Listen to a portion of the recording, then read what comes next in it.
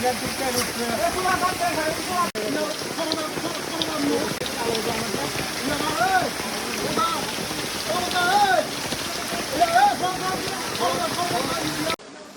এলাকায় অতি ভারী বৃষ্টির কারণে বন্য প্রাণীর হাতিটা নাইট পিছলে পড়ে যায়। প্রায় 300 ফুট উপর থেকে পড়ছে। মনে হয় হাতির পাটা ভেঙে গেছে। হাতিটা কিন্তু আশঙ্কাজনক, একদম লড়তে পারতেছে না হাতিটা। দেখেন আপনারা, আসলে একটা বন্যা হাতি দেখতে গেলে অনেক দূর থেকে দেখতে হতো।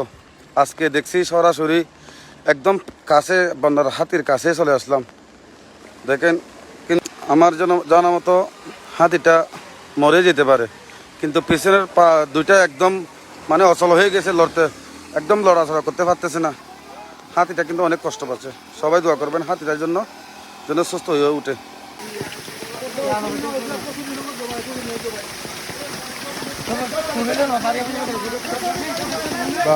হাতি